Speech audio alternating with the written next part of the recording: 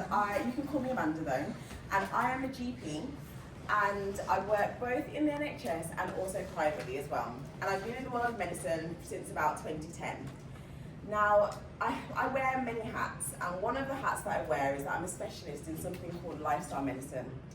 Now, lifestyle medicine it looks at evidence-based approach of improving your health, reversing chronic diseases, preventing diseases, and also trying to really look for pushing to wellness through our everyday habits. So things that we do, whether it's eating, sleeping, the interactions that we have with people, that's how we try and manage your health through lifestyle medicine. And today I've had the privilege, I've been asked today to come and talk with you all about a topic that is really important for almost everyone, okay? So as a GP, on a given day, I have at least a minimum of 25 people booked in for an appointment. But I'll be honest, I probably see between 50 and 60 people at least every day that I'm working, whether that's through prescriptions or lab reports or appointments or home visits or discussions with ambulance crew. I probably come into contact with about 60 people each day that I work. And I can tell you what I'm going to share with you today about your gut would help every single one of my patients. And I mean literally from the fetus, the smallest little baby in their mother's womb, right until my 100-year-old patient. And I guess I say everyone, but the people, because as a GP I deal with everything from the cradle right down to the grave. Those patients of mine that are on their deathbeds, I guess this probably can't help them at that point, but I'm hoping that because you're all here today, none of you are in that situation, you're going to gain something from today's talk. Now, I want to actually see though, if it's going to help. So today's all about your gut and how we can love on your gut. And I hope that today I'll be able to explain what your gut is, why it's so important, and give you the tools to be able to care for your gut. And these are all small changes that actually lead to really big wellness wins, and that's what we're all here today to do. But before I start, I want to make sure that this is actually something that can help you all. And I really want to make this conversation as engaging as possible. And so if you're confident to, I'd love it if you could answer a question for me. Those that feel like you can, don't worry, you don't have to give me any specific details, but what was the last thing that you saw your doctor about? Or if it's been a long time since you've seen your doctor, what's something that you should be seeing your doctor about? Whether it's a nibble that you've had, and this could be anything, just headlines. We don't need to know all of all the ins and outs of your details, but things like a chest infection, maybe it was eczema. Does anyone feel comfortable to share something that they've seen their doctor about? And I'll tell you if this talk will help with that. So, blood pressure. Blood pressure, gut health, absolutely. Today's talk's going to help you. Birth control pills. Okay, so birth control pills, if we look at hormones and our menstrual cycle, then absolutely today's talk can help you. Anybody else happy to share? My back, I went from a pain in my back. A pain in your back? Yes. Okay, and so improving your gut health can help to look after your joints, also look after some of the hormones. So a lot of joint pain comes from inflammation, and looking after your gut can help with inflammation as well. Okay. Anybody else happy to share? On perimenopause, the cholesterol is going high. Cholesterol, your gut. This is really important for you then today. And you want to share as well? Losing weight. Losing weight. Yes, After weight 40 loss. plus. Pardon? After 40 plus. Yeah, so weight loss and also appetite management is essential when it comes to your gut as well. So I think today we can, if anyone else wants to share, you can, but I think we've suffice to say that today's talk is going to help most of you here, okay? So let's get into it. We are not alone. Okay, we are not alone, and I'm not actually talking about aliens, but I'm talking about on us, all over us, from the very top of our head right into the soles of our feet. We are covered in trillions of microorganisms. These are things like bacteria, fungi, viruses, and things called protozoa, which are single-celled little organisms. And we are covered not just from head to toe, but all throughout us. And that system, it tells us that we aren't alone. And I want to introduce you to your microbiome. Now, all these cells that are all over us, they actually accumulate and culminate in our gut. And when I say gut, I'm talking about everything from your mouth right all the way down to where your poo comes out to your bottom, okay? And so that's your mouth, that's your food pipe, that's your stomach, your small intestines, your large intestines, your rectum, and then your anus right at the end. And all of that is your gut. And although we have trillions of microbes all over us, the majority of them sit within our gut. Okay. And actually, if we look at the number of human cells in the human body versus the number of microbes on us, they outnumber us by tenfold. And when we look at our genes, the human body has about 23,000 genes, but the genes being produced by all these microorganisms inside of us actually make up to about 3 million. And so when I say we're outnumbered, I mean we're outnumbered. And so it's in our best interest to make sure that we're looking after these little things that have colonized us. Okay, so this is our gut unique ecosystem. It's like a little universe in there full of different beings. And there's lots of things that actually impact and affect what happens in our gut.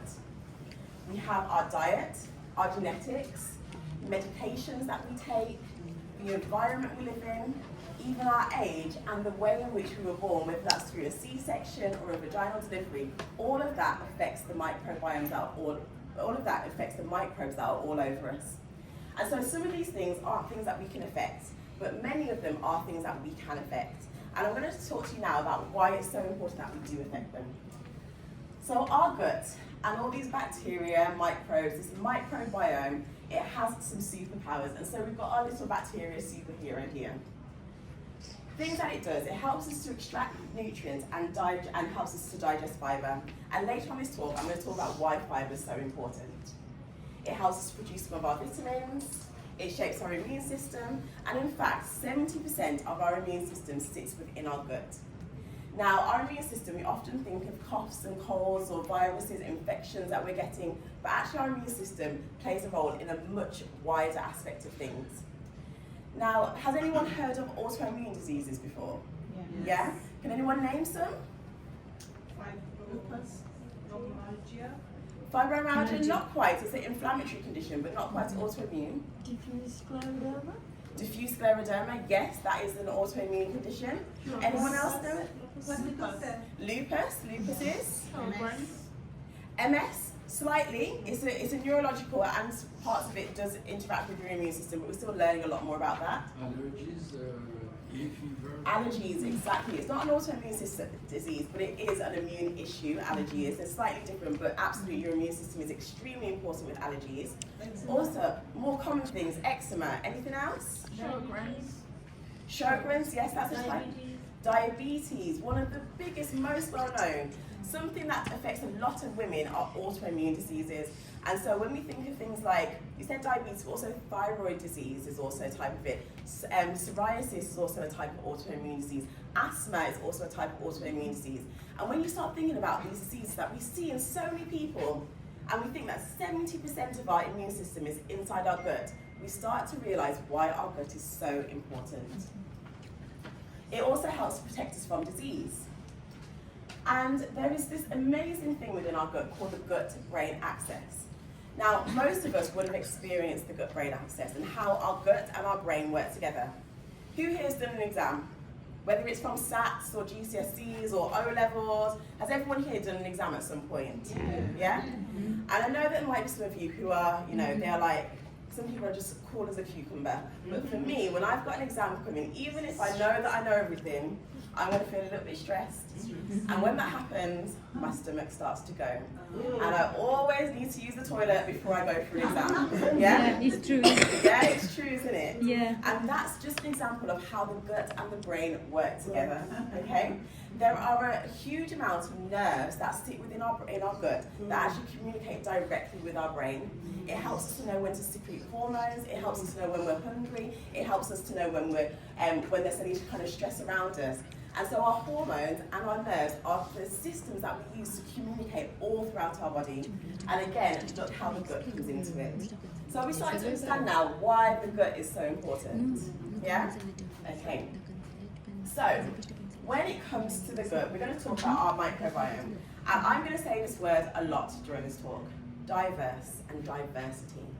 When it comes to our gut, we want it to be healthy because a healthy gut equals a healthy you. And a healthy gut comes from a diverse microbiome.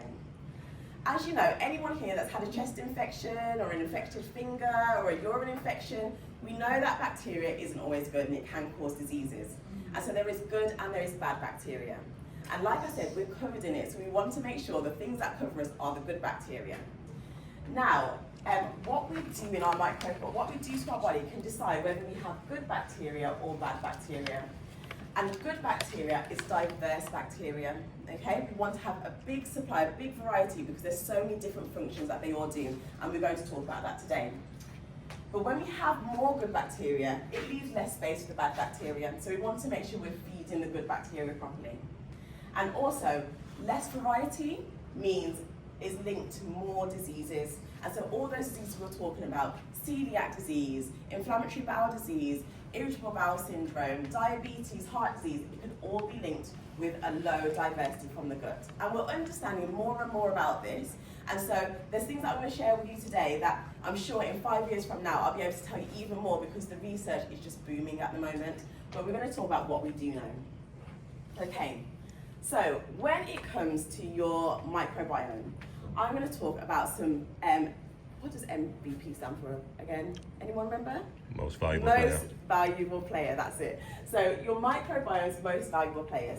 Like I said, your microbiome is made up of fungi, viruses, protozoa, but the vast majority is made up of bacteria. And researchers, scientists have found that there are about 1,000 different types of bacteria that people can have in their bodies. But individuals usually have about 160 different types. And these different types, the good bacteria, usually come from 3 families. And that's the Firmicutes, the Bacteroidetes, and the Actinobacteria. Don't worry, you don't need to remember these names. But those are the 3 families that we are really wanting to take care of. And just like kids, we need to care for them. So I'm going to tell you a bit of a story. 5 years ago, I became a mom for the first time. And at the same time, I started becoming very frustrated in my work as a doctor. I went to med school back in 2010 is when I started, and in medical school I learnt loads, of course. I was there for 5 years, of course I learnt a lot, and I came out as a doctor at the end of it. But what I realised is that I learnt just so much about disease, about ill health, and we studied diseases, we understood where they came from as much as possible, and how to treat them in more conventional and traditional type of ways. The amazing things from medications and surgeries and different therapies that were available. But then I left med school and I came into the real world, and I started seeing real patients that were my patients. And I was saying, so much of what's going on here is because of their lifestyle, but I haven't been equipped in medical school to actually treat my patients and tell them properly what they need to be doing, because all I know about is disease and all I know about is medicines. And although they have a role, because let's think about a few hundred years ago when we had no medicines and the deaths that were there, but I found that I didn't have the tools to be able to really offer my patients the information that they needed to know. And so 5 years ago, I went down this journey of educating myself, not just in the traditional medicine that I was taught, but in different types of medicine, in not just understanding disease, but understanding good health, understanding wellness and vitality, because there's a difference. People often ask, if someone says to you, are you well? You might think, do I have an illness right now? I don't have an illness, so yes, I must be well. But actually, there's a big spectrum. We have ill health on one side and we have wellness on the other. And in the middle, we might have absence of disease. But not having disease doesn't mean that you're well. And I wanted to take patients from being just not having a disease to actually being well. And so I started educating myself on that. And like I said, at the time, I'd just become a mum as well. And the things that I was learning about our diet and our sleep and our exercise, I realized is what I was doing instinctively with my daughter. I made sure she went outside every day. I made sure that she slept well, because if she didn't, I'd feel it. And you guys that are parents, you'll know what happens when your child has eaten poorly, has not slept well. Just put them on a flight, take them over. I remember taking my daughters to Jamaica, and the 8-hour flight and the jet lag and the poor eating and the not proper sunlight, I felt the effects of what that did to them. And so we see in our children, but as we get older, we start to, because we can become more resilient, and we can withstand a bit of discomfort better than a child can, we start not looking after ourselves like we do our children. But in fact, what I've been learning is that we just need to parent ourselves the way that we parent our children. And those boundaries, those things that we do for our children is what we need for long-term health anyway. And so, we're going to talk today, it's going to be a bit of a parenting class. Because in our microbiome, are things that we need to take care of and we need to nurture just like parents. And so I'm going to introduce you to our microbiome babies. So aren't they cute? So there's one from each of the families. This is Bifidome, Prevo and Lacto. And we're going to learn today how we can look after them so that they can thrive, because these are good bacteria. So we can get rid of the bad bacteria and so that our healthy children can look after us. And I know that's not why we have kids, but it helps, doesn't it, as you get older, okay? So, I want you to remember the 4 N's today when it comes to taking care of your gut and ultimately taking care of you and your health. So the first one is nourish. Then we have notch up, we have knockout, and yes, I know knockout starts with a K, but I'm doing phonics at the moment with my daughter and it starts with the N, so work with me. And we also have nurture, okay? So let's get into it. First of all, we're going to start with nourish. And I think when you have a child, the first thing that you think about is how you're going to feed them. Literally, as soon as they're born, they're saying, where is the milk, okay? And so we need to feed our children. And what our microbiome feeds on is something called prebiotics. And prebiotic is food for the gut bacteria. And the good bacteria, what they want to eat is plants, okay? Now, plants are key here. But like all children, I have 2. And when I tell you, they don't all like the same food. I will make one dinner and one of them will be like, Mommy, yay! And the other one will be like, I can't believe you've made this for me, okay? And so we need to have variety for our children. And these little microbiome babies are exactly the same. We need to give them variety to make sure that we're feeding them well. And so we want a variety of plants. And there are actually 8 different plant categories. Now, I'll be honest, I'm not sure if there's exactly 8 different, but I've decided there's 8 different plant categories that we can work from, okay?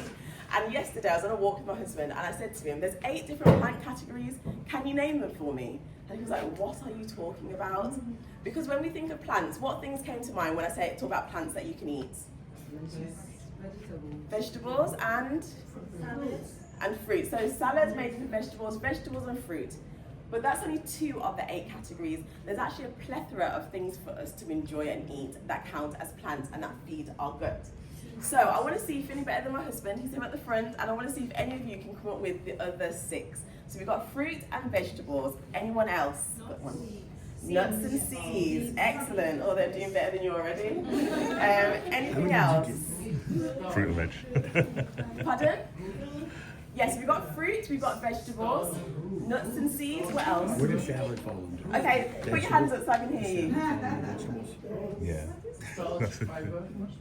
Starch and fiber is a component of plants, okay? Pulses, thank you. Okay, so we've got fruit, vegetables, we've got nuts and seeds, we've got pulses. Anything else? Are pulses the same as legumes? Yes, so pulses and legumes, we group them together. Anyone else? Do we need a clue? Okay, so what do we use to make our food taste nice? Herbs. Herbs, thank you, herbs. Has anyone got anything else? What else do we use to make our food taste like that grows in the ground? No, so those are all parts of fruit. Mushrooms, I always said that's a different category, but apparently it counts as a vegetable. Potatoes, a vegetable. Anyone else? Okay, I'll tell you some of them. Turmeric, paprika, spices. They're not fruits, they're all vegetables, but they are plants. And they add to our diversity for our guts, okay? And then one more, things that we drink. Or plants, what plants would we drink? In what form would we drink it? We might boil the kettle and make some tea. So teas are also another type of plant. And so well done, we got there. So there are 8 different types of plants. We have a lot to choose from. Because in a minute I'm going to challenge you with how much you should be having. And so we have vegetables, fruits, herbs, spices, teas, legumes and pulses. Oh, and I forgot, sorry, and whole grains as well. Often when we think about plants, we don't always take into account the grains, and whole grains are really important. So whole grains include things like, yes, we have rice, we have wheat, we have oats, but it's also things like quinoa and bulgur wheat and things like that. Those are all still types of plants, aren't they? They come from the ground and they feed us and they nourish us and they feed our gut, okay? Right, so somebody mentioned fiber and fiber. Now, I'm going to tell you why plants are so important for our gut, and it's because of two things, fiber and something called polyphenols. Now, both these things you can only find in plants, okay? There's nowhere else that you can find them, but they feed our microbiome. And what's so interesting about these two things is that us as humans, we can't do anything with them. When we eat things that have fiber and polyphenols, they go into our mouth, down our food pipe, into our stomach, through the small intestines, and nothing happens. But when they get to the large intestines, this is where our 3 little microbiome babies are there, ready for their dinner. And they start to feast on this fiber and polyphenols, and then this is where the amazing things happen, because what it releases afterwards are these active molecules that can now fight disease for us, and that's what we want, okay? So when it comes to fiber, once fiber has been broken down, and this is where who needs help with their cholesterol? Fiber is the key, okay? I have so many patients that come in to me and say, I'm not eating much fat, I've lowered everything, I'm hardly eating any meat, I'm not drinking alcohol, but my cholesterol's still high. And although there is sometimes a genetic component, we've always got to remember that, and sometimes we have done damage to our body that we can't always reverse, and so sometimes that's the reason why we're struggling.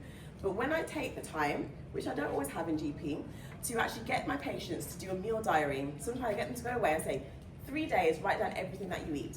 And they come back and there's not enough fiber in there. And they might be eating fruit and vegetables, but they're eating things like a lot of, they're having a lot of salads, so a lot of lettuce, a lot of cucumber, and that's great, but when we're trying to get more fiber, we need more diversity of plants. Because what happens with cholesterol, what it produces helps us to improve our blood sugars, helping with diabetes. It controls our body fats, what we were talking about with the weight gain, especially after 40 is for women. It controls our appetite, it aids our immune system, and it helps us with our cholesterol. And that's why fiber is so important. Now, polyphenols, I know these things shouldn't excite you, but it makes me feel excited when I talk about these things, because polyphenols are really amazing. There are 4 different categories of them, but rather than knowing the categories, it's important for us to understand what they actually do. And so, polyphenols have things called antioxidants. Antioxidants are molecules that help us to fight disease, so damaged cells. Often we have different things coming in from the environment that can damage our cells, things called free radicals, and they can lead to things like cancers and really horrible diseases. Antioxidants, which we find in fruits and vegetables, things like blueberries are high in antioxidants. Turmeric has something called curcumin in it, which is high in antioxidants. All of that can help us to fight those diseases. Also, they are anti-inflammatory, okay? And inflammation is so important because it's believed to be one of the main cornerstones to causing chronic disease. And so anything that helps us to fight inflammation, we want in our bodies. We also have neuroprotective as well. These polyphenols, they help to protect our mind, help us to stave off neurological diseases such as dementia, Parkinson's disease, and so another reason why it's important to take care of our gut. It helps us with insulin sensitivity, preventing things like diabetes, but also helping women that have PCOS or polycystic ovarian syndrome. And it's also excellent for our heart as well, okay? And so this is why plants, we can't get fiber and polyphenols from anywhere else. And although we might be able to survive, we don't want to just survive, we want to thrive, we want to be living with really a lot of vitality throughout our lives.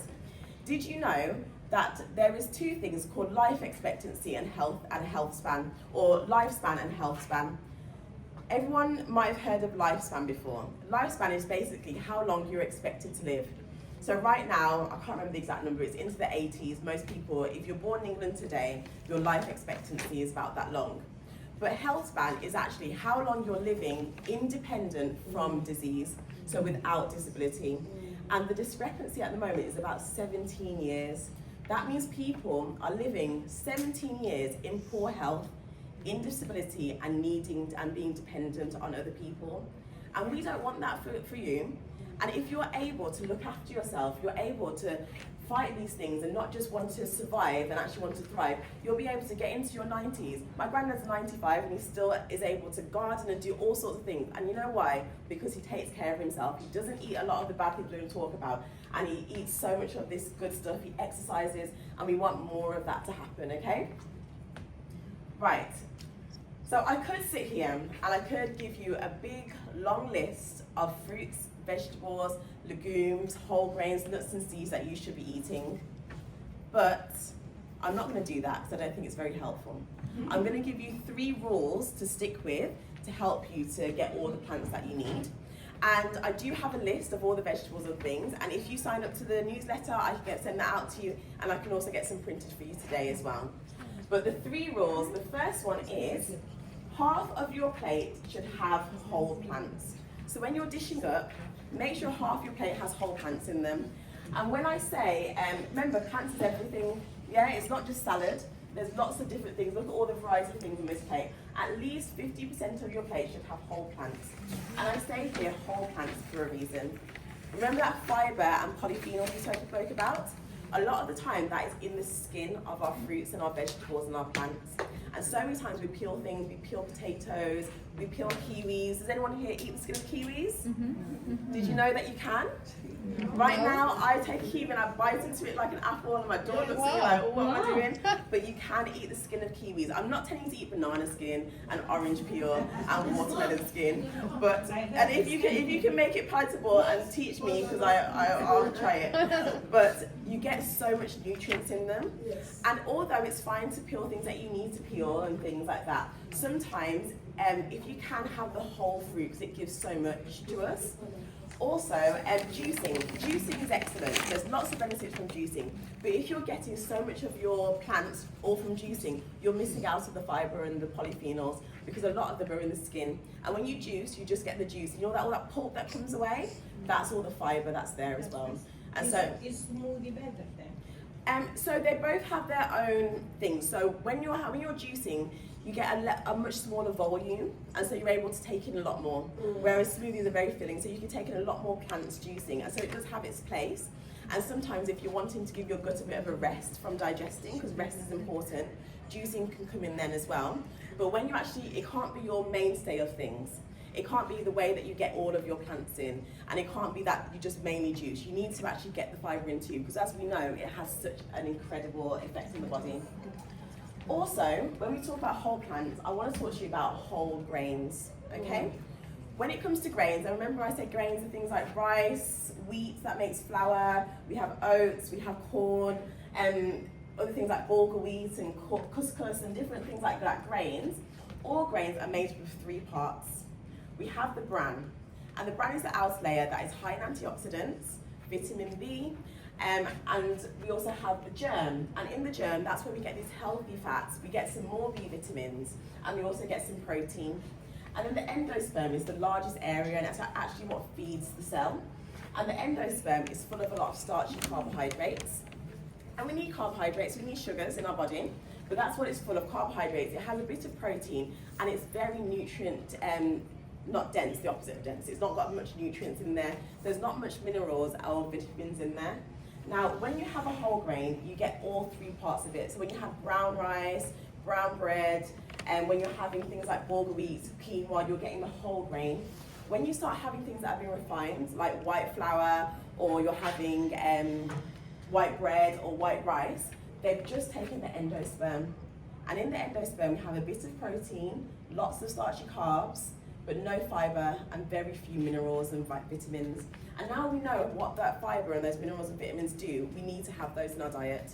And so although we love the fluffy and the light cakes and breads that white flour and things make, it may be something to think about trying out these whole grains instead, because they really can help you and they give you a lot more nutrients. So that's the first rule, half your plate whole plants. The second rule is eat the rainbow. If you're eating different colours actually have different properties and benefits for you. And so eat the rainbow, make sure there's a variety of colours. And a great hack is if you're going to get a vegetable and it comes in different colours, make sure you're having different colours. Don't just eat green peppers, eat green and yellow and red, because all of that adds to the diversity of your gut. When you're having tomatoes, why not have a beef tomato and a salad tomato and a plum tomato or a cherry tomato? Have the orange ones, the yellow ones, all of that helps. And even things like carrots, they come in different colours, and each different colour is a different point for your gut, and they have different values for it, different polyphenols. And so, trying out the rainbow, you don't need a list of vegetables, go into the shop and just make sure you put different colours. And then the final thing is a challenge for you, and it's 30 different plants per week. That should be your aim. If you're able to get in 30 different varieties of plants per week, your gut will be happy, especially if they're whole plants. Now, it sounds difficult, but remember there are 8 different types of plants, isn't there? This isn't just fruits and vegetables. And if each week when you go to the shop, buy one new thing that you didn't try last week, and just keep the variety going, and your gut will be happy. Now, in addition to these 3 rules, I have a few tips for you as well. And so, the first thing is, when it actually comes to, just because I say eat more plants, I'm not saying you need to be vegan or vegetarian. You can absolutely still be a meat eater. But something that I find that really helps is when you are a meat eater, often you prioritize the meat on your plate. You'll say, tonight we're gonna have roast chicken, or tonight we're gonna have salmon, or we're gonna have steak, and you decide what food you're having like that. Instead, change the conversation in your mind and your planning. When you're planning, say, what am I going to eat for dinner, and ask what vegetables am I having. And when you're planning that first, say, I'm gonna have a chickpea curry tonight, I'm gonna make sure there's some cauliflower and some sweet potato in it, and then I'll have a side of salmon on the side.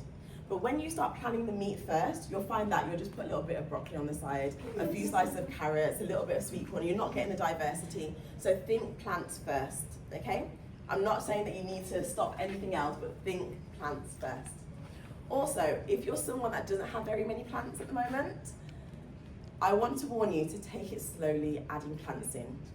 Because if you suddenly go from having 2 or 3 plants a week, the same ones all the time, and then you add everything in, you're gonna feel bloated, and you're gonna have little cramps, you're gonna be a bit gassy, and you're gonna think, oh no, I'm intolerant to plants, I can't eat this, my body doesn't agree with it, and then it's suddenly a reason not to feed yourself properly. So take it easy and take it slowly. And then the last thing is, I'm not someone that's a perfectionist. I have the 80-20 rule. If 80% of the time you can have home-cooked meals full of plants, 20% of the time, most people can relax a little bit, okay? Right, and so that was Nourish. Next we have Notch Up. Now when it comes to our microbiome babies, I don't know about you, for my children, socialization is so important. I need to make sure that they have friends, I'm planning play dates, I'm making sure they're seeing their aunts, their uncles, there's other people in their lives that they can count on, other than just me and their dad, okay? And that is an important part of parenting, making sure they have that big network. And so something that we can do for these microbiome babies is adding to their network and adding in things. And something called, has everyone heard of probiotics before? Yeah, so probiotics are foods that contain live bacteria that we can add to our gut for diversity. And so probiotics are really important. Now, you'll see that you can sometimes buy probiotics over, you can buy like a yogurt drink that says probiotics, or you can buy like different capsules and liquids and stuff. Those things can be okay to an extent, but you have to be careful because sometimes some of those well-known yogurt drinks are full of sugar and emulsifiers and all sorts of things. But there are some that are good, so make sure you just read the ingredients and know what you're having. But I'm going to show you some ones that I know are definitely clean that you can have as probiotics and come a bit more naturally. So the first thing is yogurt. And I'm not talking about the yogurt that's full of sugar or like the petit flus, but having some natural yogurt is great for your gut. Kefir is, it's usually milk. You can use any type of milk. It can be plant-based milk or cow's milk, and they add live cultures to it. And so it can be had as a yogurt drink. Sometimes it is in a yogurt form. You can find them in the fridge section of most supermarkets. Kombucha, this is a drink. It's often a fizzy drink, and it comes in different flavors like raspberry and ginger, and it's quite enjoyable. Even a lot of your restaurants will have it, and those are good things to feed your gut. Kimchi, this is a picture of kimchi here. This is Japanese, and often you'll find that the Asian continent, they've really hacked a lot of this. They understand how to ferment foods and to really feed our gut, and we find a lot of people living past Asia in that continent. And so some things from there are kimchi, which is pickled cabbage, spicy pickled cabbage, miso, a type of seasoning, and then tempeh, which is fermented soybeans, similar to tofu, but a much richer and kind of firmer type of protein source. And then we have things like sauerkraut and pickles, which sauerkraut is pickled cabbage. I believe it's Eastern European. Yeah, and so those are some great things that you can purchase. Now, when you go to the supermarket, you'll find that you can get these on the shelf or you can get them in the fridge. because we're trying to get live bacteria, I always say go for the ones in the fridge. The ones with the expiry date, that's in a few weeks, because there's the live bacteria and that's what you want to be consuming, okay? So that's notch up. Next we have knock out. There are some things that you just don't want being exposed to your children, okay? I know there's certain things that I don't want them to have, and one thing for me is too much sugar. And like I said, I keep saying our microbiome babies are just like our children as well. And just as sugar can have your children bouncing off the walls, sugar is not good for the good bacteria that we want to thrive. But the bad bacteria that we don't want, they do feed on sugar. Now, a lot of us enjoy sweet things, and our bodies often have a tendency towards sweet things because they show that things are high in calories, and our body wants to be able to thrive and it wants nutrients, so it thinks it's good. Now, what I would say is that there are ways to retrain your taste buds. A few years ago, I used to have 2 sugars in my tea, and now I have no sugars, and I drink lots of things that I didn't drink before, didn't enjoy before. And so we know that our taste buds can mature, and so they can get used to more savoury or less sweet flavours. And so challenge your taste buds to do that. Also, you can get, when you are having sweetened things, try to have sugar or sweet things from more natural sources.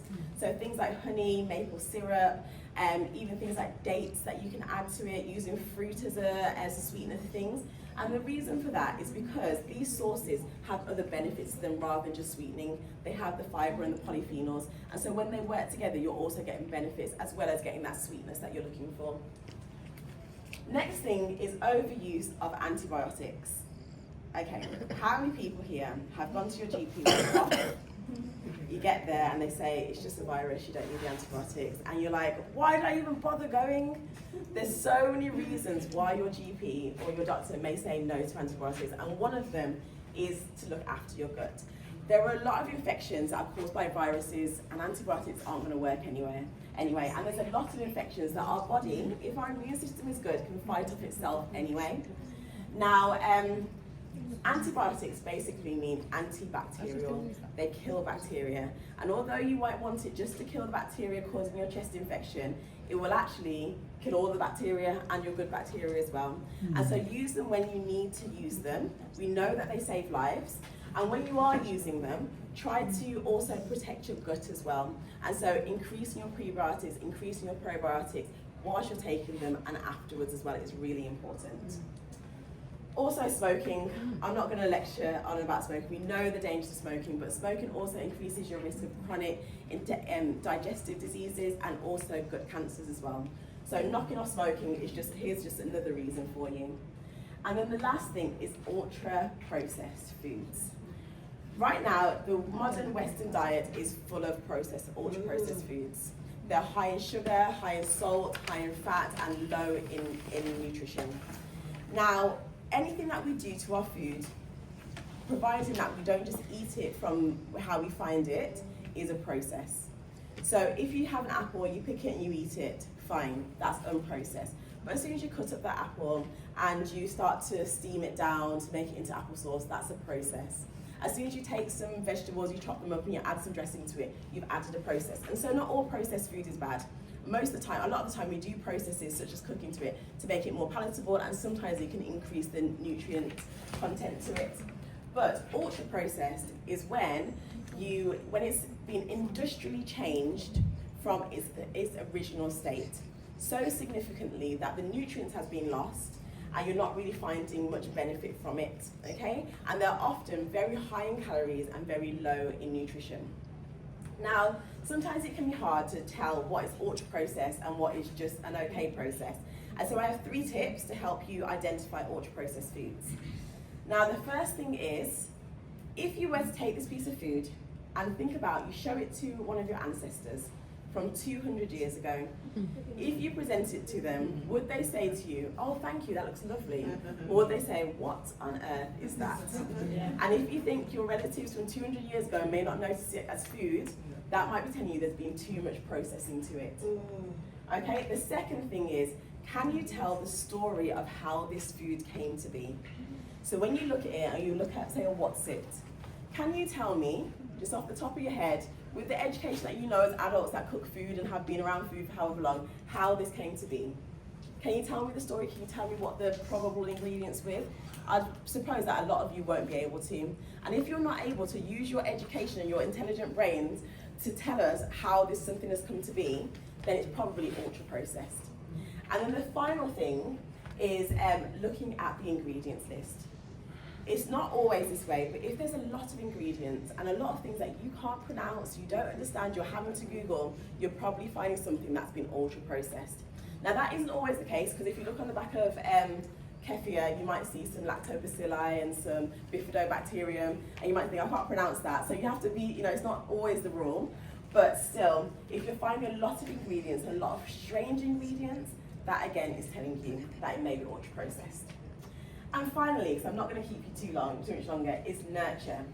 When it comes to your gut, it's really important to nurture the babies, our microbiome babies that are there. And just like we do with our children, these are the additional things. It's not just about feeding them, but there's other things that they enjoy as well. They like to sleep. Make sure you're getting, as an adult, 7 to 9 hours of sleep a night. Make sure that you're exercising. And although high intensity exercise and strength training is excellent for our cardiovascular health, our bone health, our muscle health, our gut also likes low intensity. So go for walks, do yoga, do stretching, things like that can really help with keeping your gut well and doing that each day. Also meal times, like I said, your gut also needs time to rest as well. And when we're eating constantly, it can be very difficult for it to rest. And so it's not to say that you shouldn't snack, but less snacking, maybe 1 or 2 times a day. And also not eating late at night. When we rest our gut, there is a restorative process that happens there. It helps with our hormone balance. And so it's really important to try and not to eat all hours of the day, okay? And finally, reducing stress is extremely important for our gut as well. We could have a whole seminar all about the effects of stress in the body and the ways to de-stress and relax yourself, but just knowing that reducing stress, your gut does not like you to be under a lot of pressure, okay? And so I really hope that this has been an interesting talk for you. I hope that you've all learned something. And what I really want you to remember is that you are in charge of your health. You can take control. Nobody can force you to. Most of the things that we put into our mouth and swallow, we have made a choice to do that. And as you can see, there is so much power in what you eat. So what I want you to remember is the 4 N's. Nourish, eat more plants. Notch up, include probiotics. Knock out, reduce harmful effectors. And nourish, make sure that you're sleeping well, that you're moving, and that you're managing your stress. Thank you all so much for your time today. I hope it's been helpful. Thank you.